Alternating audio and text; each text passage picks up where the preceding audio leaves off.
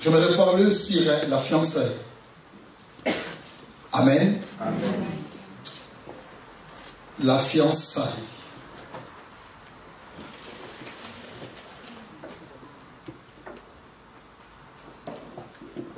Pourquoi ça? Parce que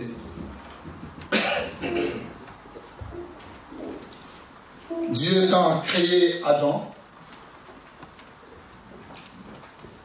je vois que Dieu a vu réellement dans la vie d'Adam, malgré il vivait dans l'abondance, mais il y avait la solitude dans la vie d'Adam.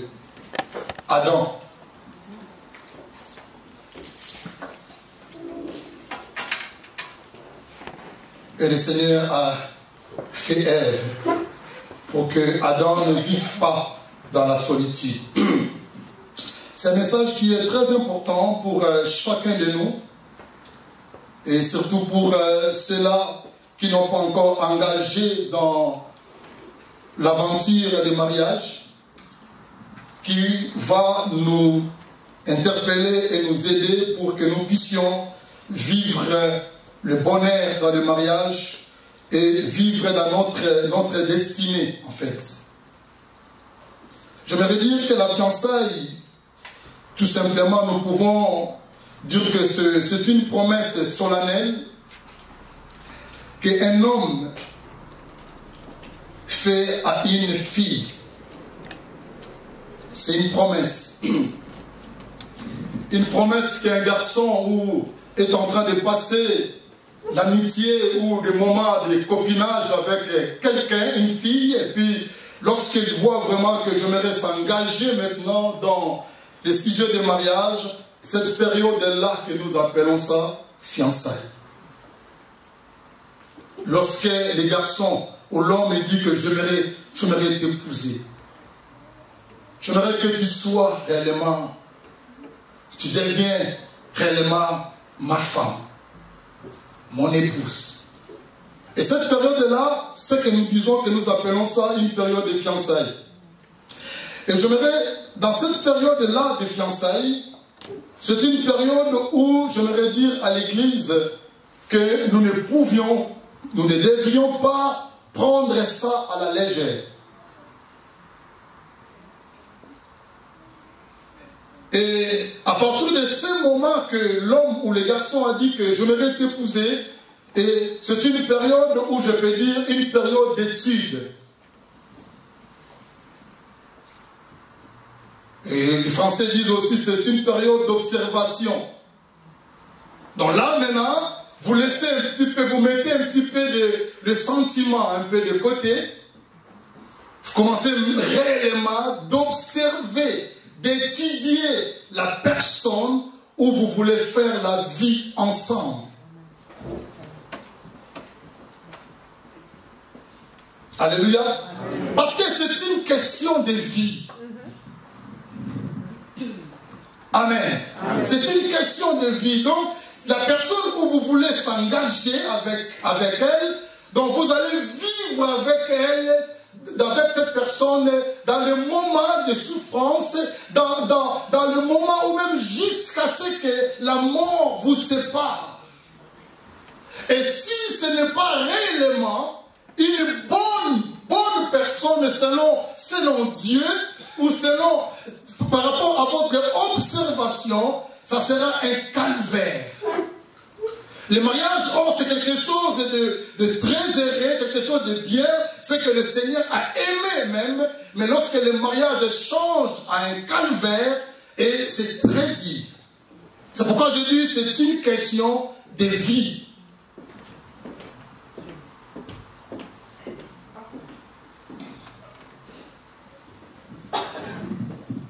Alléluia. C'est une question de vie. La fiançaille ou fiancé, c'est biblique, hein? C'est vraiment biblique. Donc quand le Nouveau Testament ne nous a pas parlé ça beaucoup. Ce que nous connaissons bien, c'est la fiançaille de Marie et Joseph. Et l'apôtre Paul parlait aussi de manière spirituelle, je vous ai fiancé à un seul époux, qui est le Christ.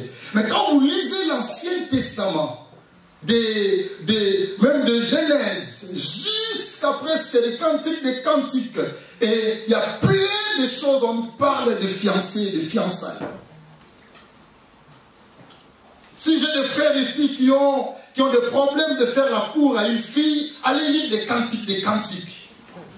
Alléluia. Parce qu'il y a des gens qui sont un peu timides, n'est-ce pas? Dieu a fait des gens comme ça. Lisez cantiques des cantiques. Le Saint-Esprit va vous aider comment on peut faire la cour à une fille. Parce que Salomon, c'est le grand maître. Alléluia. Donc je disais, cette période de fiançailles, d'une manière que ce soit les garçons ou la fille, à ce moment-là, elle doit commencer à prendre cette période au sérieux.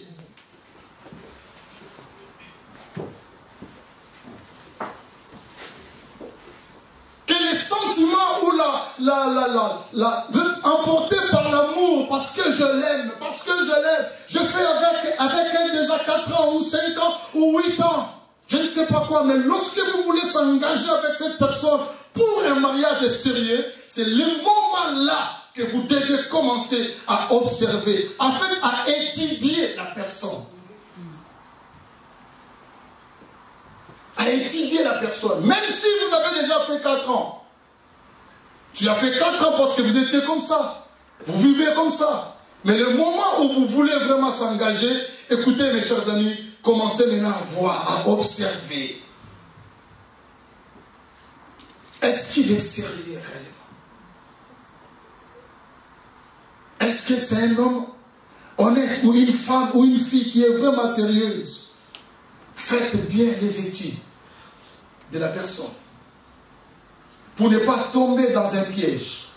Vous savez, lorsque je suis en train de réaliser le sujet des mariages aujourd'hui, mes chers amis, les mariages nous lient dans notre destinée. Alléluia. Amen. Une mauvaise observation pendant la période de fiançailles, votre futur est pourri.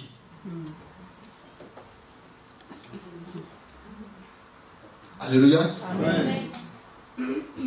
Si vous mettez des sentiments dans la période des fiançailles, mes chers amis, regardez, ici en Suisse, nous ne voyons pas beaucoup de choses parce que, vous savez, la Suisse veut bien garder leur dignité.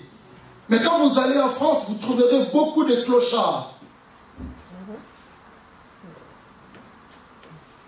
Mais quand vous regardez la plupart des clochards qui sont là-bas, ce n'est pas des vauriens.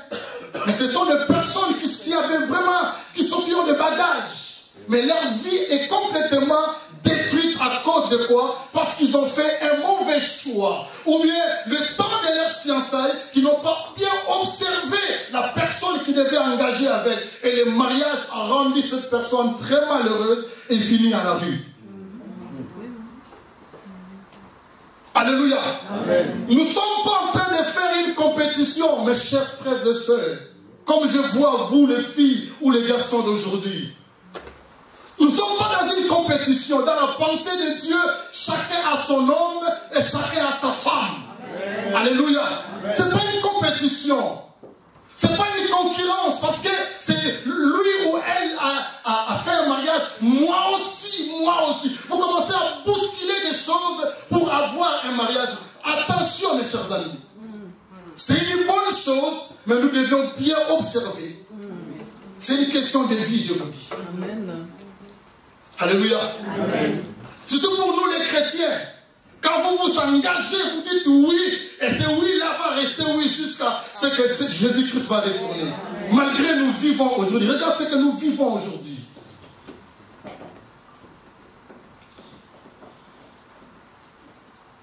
Alléluia. Amen. Alléluia. Amen. Ne soyez pas flattés par des jeunes personnes aujourd'hui qui viennent à genoux comme ça, de tenir comme ça, à genoux, juste à genoux. Vous êtes comme vous voulez mourir. Vous oubliez tout parce qu'ils s'est mis à genoux. Alléluia. Lorsque vous n'observez pas la personne que vous voulez s'engager avec, mes chers amis, le mariage peut changer, comme je dis, dans une souffrance énorme. Et votre destinée est complètement détruite. Je vous donne un exemple biblique. J'essaie un peu d'étudier ce texte, mais je dis, bon, je vais partager ça avec vous. Prenons avec moi le livre de Genèse. Genèse chapitre combien? 29. Nous commençons à partir du verset 14. Verset 14. Genèse 29, 14.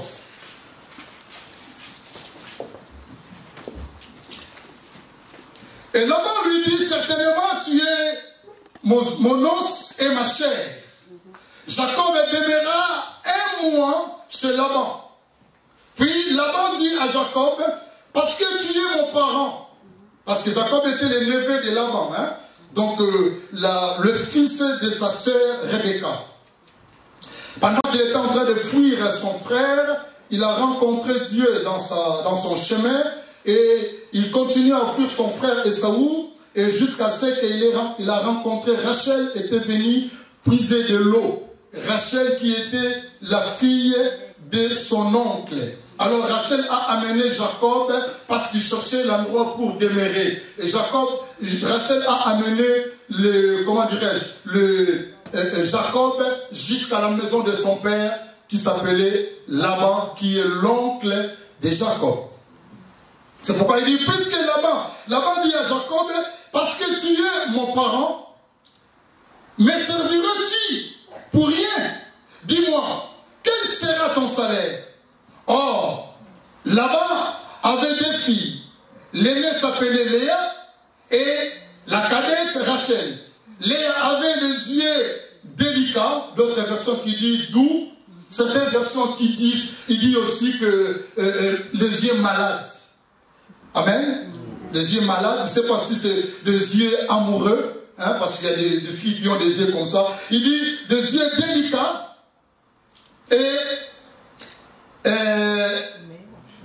mais Rachel était comment? Était belle de taille et belle de figure. Jacob aimait Rachel et il dit, je te servirai 7 ans pour Rachel, ta fille cadette.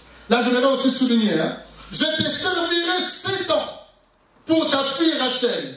Regarde la réaction de Laban ici, verset 19. Et Laban dit, j'aime mieux. Il était d'accord. J'aime mieux de te donner que de la donner à un autre homme. Reste avec moi ici. Ainsi, Jacob servit 7 ans pour Rachel, et elle fit à ses yeux comme quelques jours parce qu'il l'aimait. Ensuite, Jacob dit à Laban, regardez, il parle de Rachel.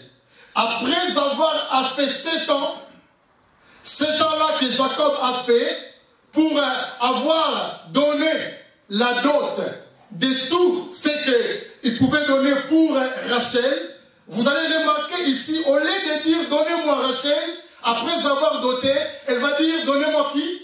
Ma femme. Alléluia. Quand vous lisez la Bible, nous devons comprendre certaines choses comme ça. Et du coup, lorsqu'il a doté, il a dit maintenant, donnez-moi Rachel. Non, il dit donnez-moi ma femme, car mon temps est accompli. Je me vais arrêter là.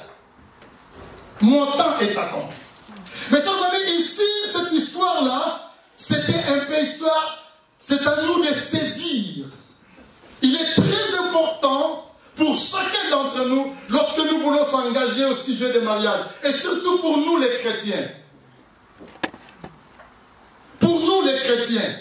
La Bible dit, après avoir fait 7 ans, et la Bible dit, le jour où Laban il voulait donner à Jacob, Laban, pendant ces 7 ans-là, c'est là où ma réflexion, le Seigneur m'a amené, pendant ces 7 ans, c'était comme le temps et une période de fiançailles. Pendant ces 7 ans. Et Jacob n'a pas touché aussi Rachel, hein, pendant ces 7 ans. Elle a fait la dot, et maintenant, le temps est arrivé, il dit, donnez-moi ma femme. Je parlerai de la dot un autre jour, parce que c'est biblique. Je parlerai de cela. même si ce n'est pas la culture des fois européenne, mais je parlerai de ça parce que nous sommes des chrétiens. Alléluia. Amen. Regardez ici, Laban en tant qu'un père, pendant ces 7 ans, Jacob, il était comme un aveugle. Lorsque nous sommes en train de grandir, les gens disaient, un adage qui disait que l'amour est aveugle. Amen. Mais n'acceptez pas ça, ne dis pas Amen. Il ne faut pas dire Amen. L'amour n'est pas aveugle. Vous devez observer. Amen. C'est pas aveugle. Toujours Amen, Amen, Amen. Il ne faut pas dire Amen. Hein? Jacob était là pendant 7 ans et Laban était là en train de regarder. Parce que la Bible parle ici que Jacob c'était un homme calme. Il ne parlait pas beaucoup. Et il a accompli son devoir en tant qu'homme. Il dit donne-moi ma femme. Mais Laban en tant que comme un père, lui dans ces moments de fiançailles, dans cette période-là, Laban était en train d'observer bien Rachel, bien Léa. Et observer en même temps Jacob.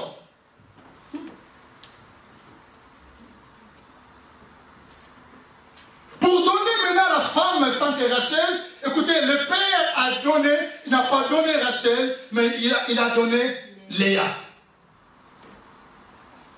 Pourquoi Laban a fait ça? Ce n'était pas par rapport à leur coutume. Parce qu'au début ici, je vous ai dit, souligner cette place-là, Laban, au départ, il était d'accord. Je préfère te donner Rachel que donner à quelqu'un d'autre. Parce que tu es mon parrain. Parce que tu fais partie de ma famille. Tant mieux que ma fille puisse aller chez toi que quelqu'un d'autre. Pourquoi Laban n'a pas dit déjà, bien avant à Jacob, aussi longtemps que Rachel, Léa est encore là, tu devais d'abord commencer, tu dois prendre d'abord Léa. Il n'a pas dit ça. Il était d'accord. Mais pendant les temps d'observation, pendant les temps de fiançailles, c'est là où Laban dit, cet homme a une grande destinée, je ne peux pas lui donner Rachel. Amen. Alléluia. Amen. Cet homme a une grande destinée. Si je lui donne Rachel, la manière dont je vois Rachel est là, cet homme depuis qu'il est venu chez moi à la maison, regarde, je suis devenu encore prospère. Dieu m'a béni. C'est comme Joseph, hein, lorsqu'il est entré dans la maison de Potiphar, la Bible dit que la maison de Potiphar a commencé à être complètement bénie. La même chose comme Jacob. Il est arrivé dans la maison de Laban. La maison de Laban était complètement bénie. Pourquoi? Parce qu'il a rencontré Dieu. Parce que déjà avant son départ, c'était son père Isaac qui l'a béni. C'était un homme qui marchait, qui promenait avec une bénédiction de son père. Et au cours des routes, il a rencontré encore Dieu dans son rêve. Donc c'était un homme béni. Partout où il mettra son pied, sa destinée était tellement énorme où il ne pouvait pas prendre n'importe qui. Alléluia. Amen. Le mariage est un sujet qui est très dangereux pour la vie. Amen. Alléluia. Amen. Ne pensez pas que je vais tenter, si ça ne marche pas bien, je vais recommencer encore d'autres. Non, ne pensez pas à ça. Quand vous voulez s'engager, vous vous engagez réellement. Et il n'y a pas de faute, il n'y a pas de recul dans le mariage.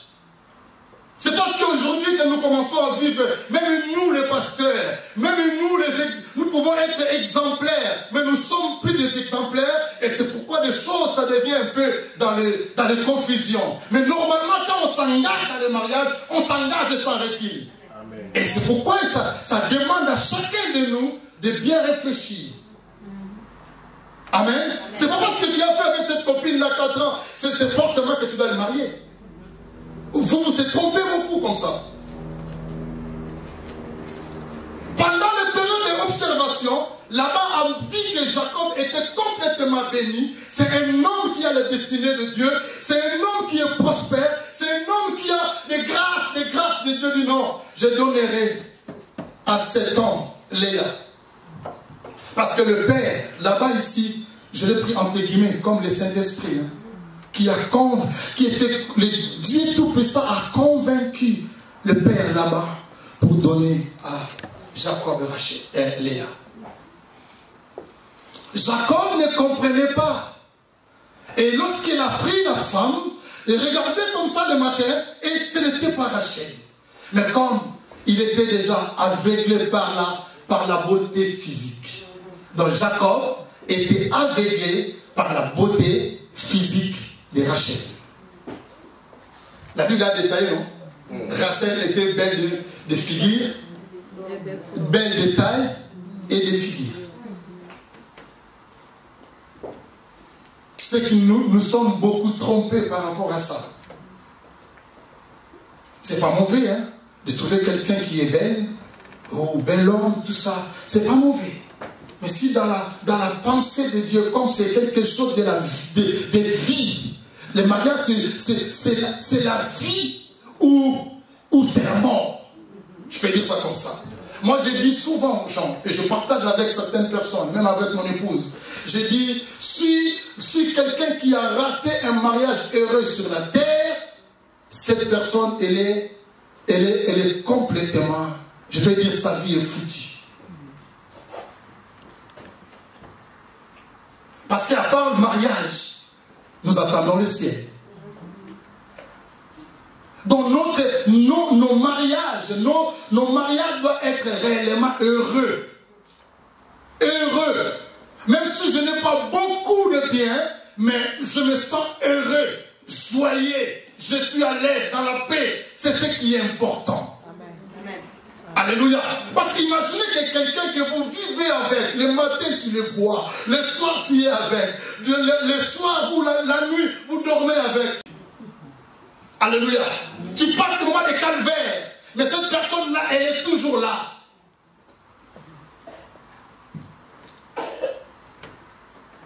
C'est pas calvaire ça. C'est une souffrance. Et il y a beaucoup de gens qui ont fait des mariages comme ça, après avoir divorcé, et certaines personnes qui ont décidé dans leur vie, je ne remarierai plus jamais. Vous avez déjà entendu ça? C'est pourquoi? Les mauvais choix, mauvaise observation, ça lui a donné les dégoûts. Or, il peut recommencer, hein, mais tellement il a eu de mauvaises histoires avec la première personne, elle a eu des dégoûts. Il dit, je reste comme ça. Et toute leur vie, il reste comme ça, seul, malheureux. Toute sa vie à cause d'une personne, une femme ou un homme, que lui s'engageait au sujet du mariage. Même ici en Suisse. Certains qui ont fait des enfants avec peut-être deux enfants, 3 enfants, 4 enfants, après le divorce, vous devez payer, comment on appelle ça, de pension alimentaire, n'est-ce pas? Vous devez payer ça, obligé à la loi. Et certains hommes qui ont décidé de ne plus travailler. Comme ça, vous me demandez rien. Parce que la vie là, c'est pas... Vous riez, hein? Vous voyez comment la vie d'une personne est complètement gâchée. Gâchée à cause de mariage, de mauvais choix. Et puis surtout lorsque vous entendez que la femme que j'ai séparée avec, elle vit avec quelqu'un d'autre. Et moi je vais payer les loyers là. Donnez-moi le micro là, qui a touché là? Alléluia. Vous comprenez ça? Je pense que c'est pile. Merci Seigneur. Alléluia. Mettez-moi pas le volume. Dieu est bon. Ce sont des choses qui est vrai que je vous parle. Donc, regardez ici, vous voyez, et que Laban a pris la femme pour donner Rachel parce qu'elle trouvait que Rachel va aller mieux avec, Léa va aller mieux avec Jacob. Mais Jacob, la folie, la beauté physique, quand il voit la taille de Léa, oh alléluia, oh quelle taille de Rachel, oh quelle taille, alléluia. Et quand il voit sa beauté, oh alléluia. Je vais montrer aux gens réellement que j'ai une femme qui est beaucoup plus belle que les autres. La chair. Or, la destinée était une grande destinée. Le Père, là-bas, était comme le Saint-Esprit. Le Saint-Esprit te convainc de prendre celle-là. Toi, tu dis, ah, moi seulement celle-là. Mais vous allez remarquer, la Bible dit dans 1 Samuel 16, 17, elle dit, l'homme regarde ceux qui frappent comment? Aux yeux, mais l'Éternel les regarde quoi? Au cœur. 1 Samuel 16, 17. Donc l'homme regarde ceux qui frappent aux yeux. Surtout aujourd'hui, où les gens regardent ceux qui frappent aux yeux. Ceux qui frappent aux yeux.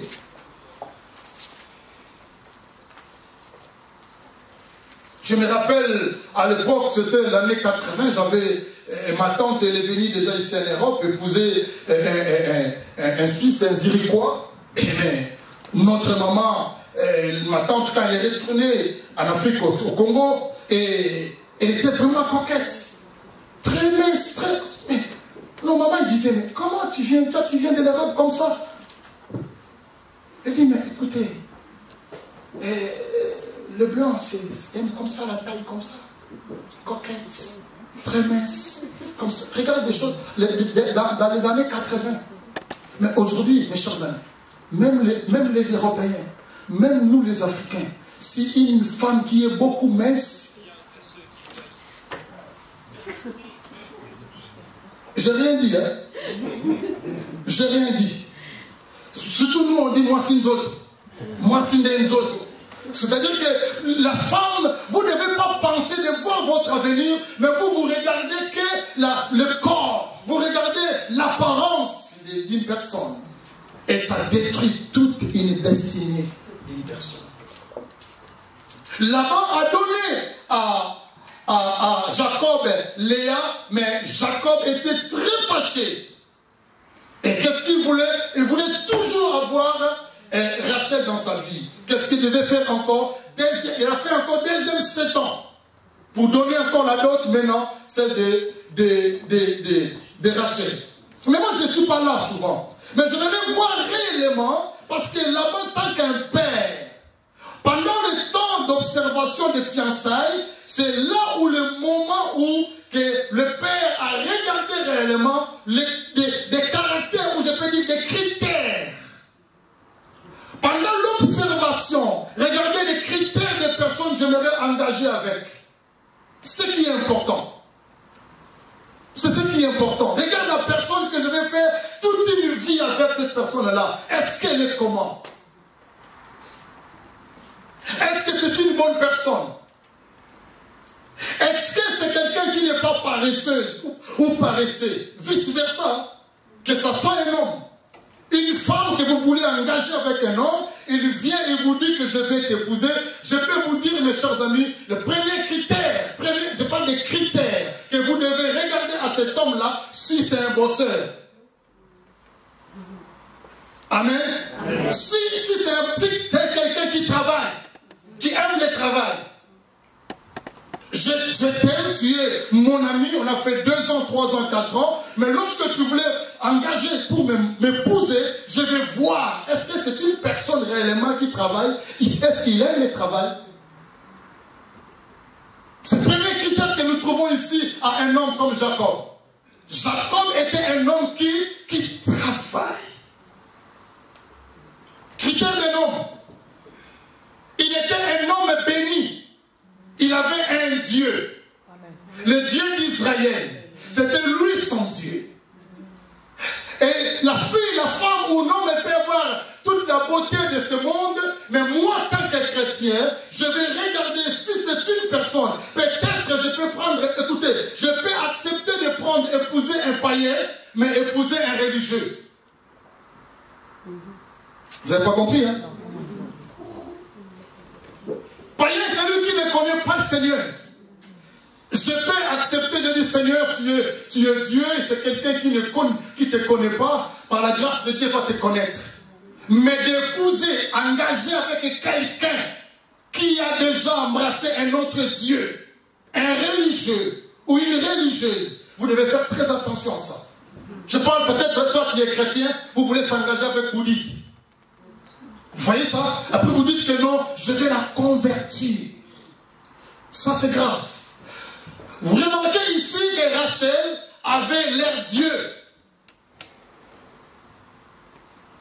Et vous allez remarquer que Dieu, quand Jacob a insisté de prendre toujours Rachel, et la Bible dit que l'Éternel Dieu l'a rendu stérile. C'est Dieu. Et il a rendu à Léa une femme féconde. C'est parce que ce n'était même pas dans la pensée de Dieu que Jacob puisse épouser Rachel.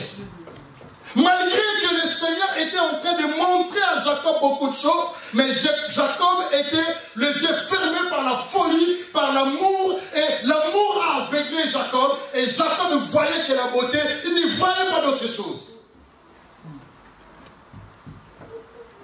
C'est une question de vie. C'est une bonne chose en fait. Le Seigneur a dit, il n'est pas bon que l'homme soit seul. C'est une bonne chose, je vous encourage. Et puis Dieu, au temps porté, le Seigneur te donnera ton nom au temps porté. Ne soyez pas pressés. Il donnera au temps porté. Mais ce qui est important, de regarder vraiment, d'observer bien la personne que je devrais s'engager avec. Et quand vous regardez, vous allez voir que la Bible dit qu'il était stérile. Donc ça veut dire qu'il n'y avait aucune production dans la vie de Rachel. Aucune production. Je vais prendre cette stérilité-là de manière un peu générale. Prenons ça comme ça. Pas seulement la stérilité d'une naissance, mais stérilité de manière générale. Donc, elle produit absolument rien. Voilà la raison des fois, Laban n'a pas voulu donner Rachel à Jacob. Le père, parce que le père il connaît mieux ses enfants. C'est pourquoi je dis le père, Laban c'est comme Saint-Esprit. Il nous connaît mieux chacun de nous. Et la deuxième chose qui était dans la vie de Rachel, vous allez remarquer, la Bible dit voleuse. Avant de partir, lorsque Jacob a fini à donner la dot et tout ça, avant de partir, la Bible dit que Rachel était très attachée avec le Dieu de son père. Et elle a volé le Dieu de son père et elle l'a mis dans sa poche et sont allés avec Jacob. Le faux Dieu. Vous voyez une femme déjà, dès le début du mariage, elle commence à voler. Le père savait déjà que Jacob a une grande destinée. Je préfère de donner Léa. Rachel a volé. Elle a mis ça. Et si je peux dire encore le troisième critère d'une femme comme ça, manque de transparence. Elle a caché ça même à son mari, qui est quoi? Qui est Jacob. Elle a caché. Elle a dit à personne. Elle a caché le faux Dieu là, et il a mis ça dans sa robe, et il est parti avec Jacob. Mais regardez un peu Léa. Vous allez voir pourquoi Dieu a voulu que Jacob prenne Léa. Papa Paul, lisez-moi, je peux lire ça 49, je pense que Genèse 49. Genèse 49. Attendez, 2 minutes. Vous n'êtes pas Dieu n'importe quoi.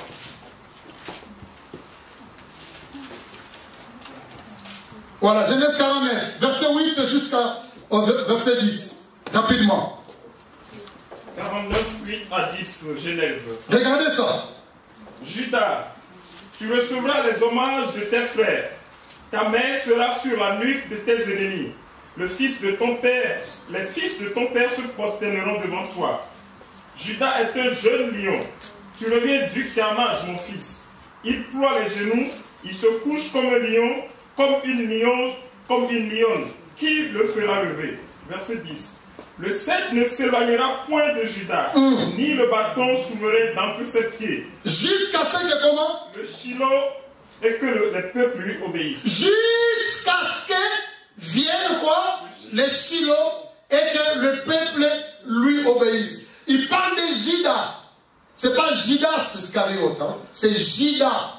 C'est 4e fils de comment? De Léa. Vous voyez maintenant pourquoi Laban le père, elle a voulu, il était touché par l'esprit pour donner à Jacob que Léa. Parce que dans la pensée primitive de Dieu tout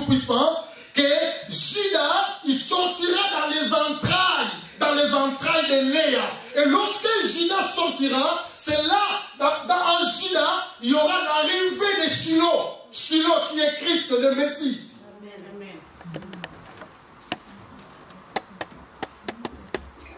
Quelqu'un me comprend ici? Amen. Les sauveurs, en fait. C'est lui qui était détesté. C'est là que Jacob n'aimait pas beaucoup. C'est là que le Père a proposé. C'est là que Dieu a dit que celui-là c'est ta femme. Celui-là cet homme. C'est l'homme que moi je veux que tu épouses. Oh Seigneur, Seigneur, surtout les filles. Les filles. On dirait que vous criez les humains. Vous aimeriez bien que l'homme doit être un peu, vous voyez, 1m80 quand même, 1m80. Donc, il y a 1m80. Papa, tu vois qu'il y a 1m80 jusqu'à là, ça fait du bien. Hein? Ça fait du bien. Si 1m40, il vient, 1m40. Léa avait des yeux délicats. C'est celui-là que le Seigneur a dit, c'est lui-là, qui, dans ses entrailles, je vois Shiloh. Alléluia. Dans ses entrailles, Shiloh est là, le sauveur de l'humanité. Prenez-moi cette femme-là. Jacob a dit non. Jacob a dit, mais Seigneur, j'aime bien Rachel. Mais regarde les critères de Rachel. Et quand vous regardez, elle était la cadette, mais elle était précipitée. Elle est morte avant. Dieu a fait tout pour enlever malgré tout l'insistance de Jacob. Mais Dieu, parce qu'il est tellement Dieu, il a dit que moi, la destinée que j'ai pour toi, la pensée que j'ai pour toi, je vois que la manière que tu marches avec cette femme-là, c'est-à-dire que l'accomplissement, la promesse que j'ai pour toi, ça peut être bloqué pour rien. Le Seigneur a même éliminé Rachel très tôt. Très tôt. La cadette, elle est partie avant. Après quelques années que Dieu elle a eu la grâce de donner quand même Joseph et Benjamin. Après l'accouchement de Benjamin et Rachel est partie. Elle n'a même pas pu élever son fils cadet Benjamin. Dieu l'a éliminé. Allez-y. Alléluia. Amen. Nous devons faire très attention, mes chers amis. Lorsque nous voulons s'engager dans le mariage, nous devons être très prudents. Regardez bien, mettez des sentiments de côté. Mettez les temps que vous avez fait avec la personne pendant votre copinage. Mettez ça de côté. Maintenant, c'est un engagement solennel. Qu'est-ce que je vais observer? Est-ce que c'est un homme qui est responsable? Alléluia. Amen. Ça va? Alléluia. Est-ce que c'est un homme qui est responsable? Les filles, vous suivez les garçons des fois parce qu'ils roulent avec une Audi. Une nouvelle marque. Grosse voiture. Ah là, elle a l'Audi là. Oh, maman, l'Audi. Tu vas manger l'Audi? C'est pourquoi je regardais mon fils. Alléluia. Si les filles te courent derrière toi, faites attention, peut-être qu'elles courent pour Audi. Alléluia. Vous devez faire très attention. Ne courez pas derrière parce qu'il a ceci. Est-ce que c'est un bosseur? Parce qu'il viendra un moment où c'est l'homme, normalement c'est l'homme qui va aller travailler pour amener quelque chose dans la maison. Même si nous sommes en Europe, l'homme travaille, la femme travaille. Mais la plupart, c'est l'homme qui travaille plus que la femme. Mais s'il est paresseux, Jacob n'était pas paresseux. Hein? Les filles, ne regardez pas parce qu'il est beau. Ne regardez pas parce qu'il roule avec belle voiture. Ne regardez pas toutes ces choses-là. Regardez s'il est responsable. Et est-ce qu'il est responsable?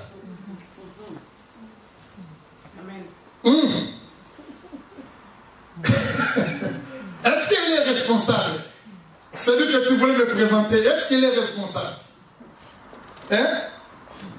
Est-ce qu'il est bosseur? Il a un sens de responsabilité. Est-ce qu'il a cet homme-là? Vous trouvez en lui vraiment c'est quelqu'un qui est vraiment responsable? Et Jacob était un responsable. Jacob était un homme qui bosse. Jacob n'était pas un homme qui parle beaucoup. C'est un homme calme. Il ne provoque pas les gens. Ce n'était pas quelqu'un qui crée des histoires. Non, un homme très sérieux, très calme. Ce sont des hommes comme ça. que nous devions avoir dans notre vie. Et c'est important pour nous, pour notre avenir. Et nous devons faire très attention à ça. Des fois, la Bible dit que vos pensées ne sont pas mes pensées. J'aimerais vous demander, lorsque Dieu a dit que celui-là que je veux que tu puisses faire la vie avec, soumets seulement à sa volonté. Soumets à sa volonté. La beauté peut changer du jour au lendemain. On avait un pasteur ici qui était... Ah, il est décédé, ce pasteur. Un pasteur européen, il était vaudois ici. Le pasteur Geneviève, qu'il a fait un accident avec toute sa famille et ses enfants. Et la Bible dit que, dans la Bible, et quand vous, après l'accident, vous sentez qu'un homme qui était beau, mais il était complètement brûlé. Les visages déformés. Tu vas continuer à l'aimer encore? La beauté est vaine. Ah, la beauté est vaine. Regardez les critères. Je vais finir avec notre bien-aimée Marie. Luc chapitre 1er. Nous le connaissons bien. Luc 1er, verset 26. Papa Paul, lisez-moi ça. Luc 1, verset 26. Et vous descendez un petit peu là.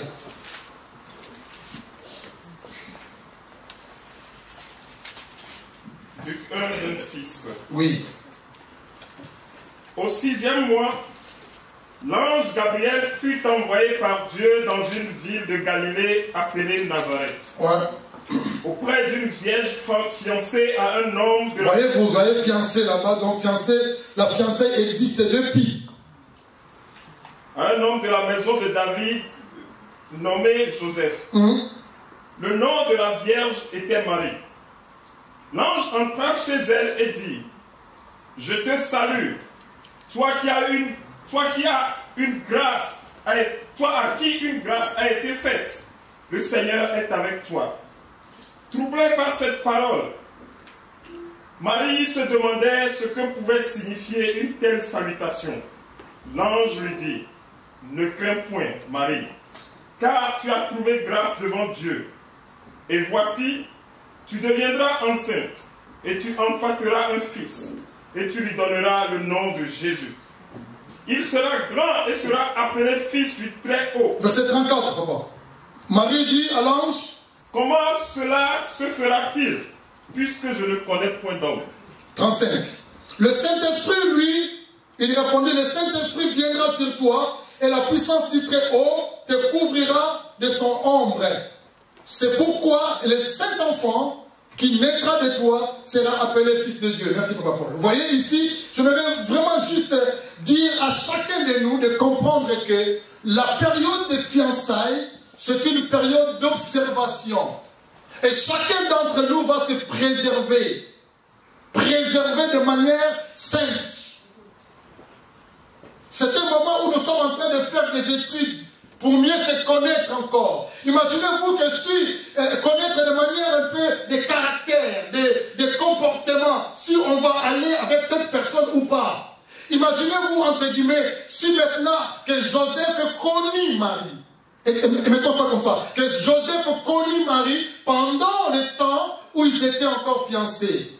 Vous pensez-vous que le Messie, le Shiloh que nous avons lu, que ce Shiloh-là va venir encore dans le ventre et les entrailles de Marie? Non. Donc lorsque nous détruisons notre période de fiançailles, mes chers amis, vous détruisez aussi votre destinée. Amen. Ah, que Dieu te bénisse. Même si vous ne voulez pas dire Amen, Marie a dit Amen. Nous sommes tous concernés. La période de fiançailles, faites attention, mes chers amis. Même si les garçons ils viennent avec cantique des cantiques. Alléluia. Tu es tellement belle. Tes lèvres, ça coule de miel et du lait. Ça, c'est Salomon. Il dit: quand je vois tes lèvres coulent le lait et du miel. Et tu es tellement une femme. Alléluia. Finis avec tes langages là. N'allez pas plus loin. Parce qu'il peut te détruire ta destinée. Imaginez-vous que vous êtes détruits, vous êtes peut-être allés ensemble avec cet homme et demain il a dit que non, je change les idées. Je vais ailleurs. Vous comprenez? Votre destinée est complètement détruite. C'est possible, même ici en Europe. Même en 2023, c'est possible d'avoir un fiancé, d'avoir un garçon, d'avoir une femme, mais je ne touche pas. Jusqu'au jour du mariage, c'est possible. Oh, alléluia. C'est possible, j'ai dit. Pourquoi? Pour garder ma destinée. Je sais que là où le Seigneur m'amène, je ne peux pas détruire ça pour... J'espère que vous comprenez.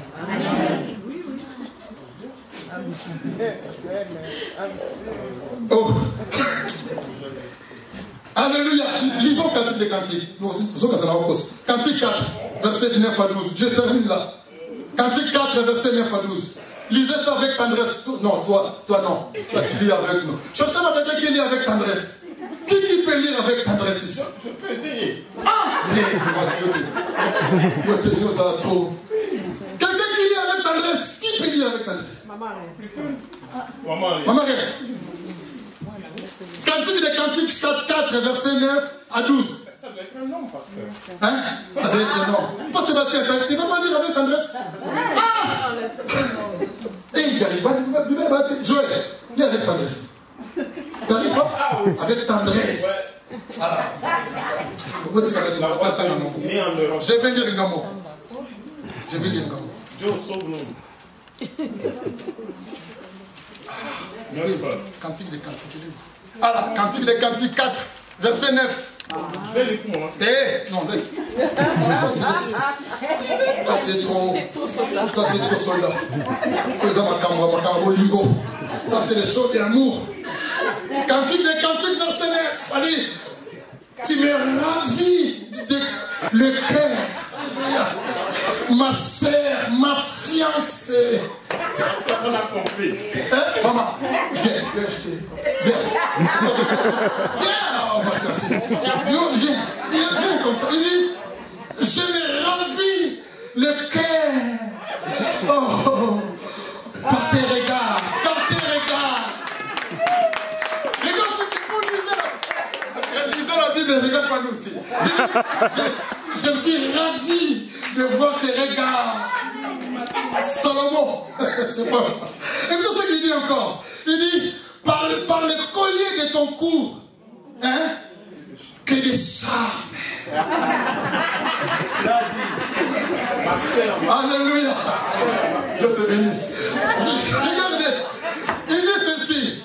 Il dit que la charme de ton amour m'a fiancé. Comme ton amour vaut mieux comment? Vaut mieux que les vins. Là, il est en train de faire comme ça pour aller plus loin. Il dit, et combien de parfums sont plus suaves que les aromates. C'est ton hein? Ça c'est un blagueur, hein? Il dit, tes lèvres distillent, voilà, le miel, ma fiancée. Je m'arrête là, que Dieu vous bénisse. Alléluia. Dieu est bon. Alléluia. Quand vous voyez un homme, il vient avec un langage comme ça,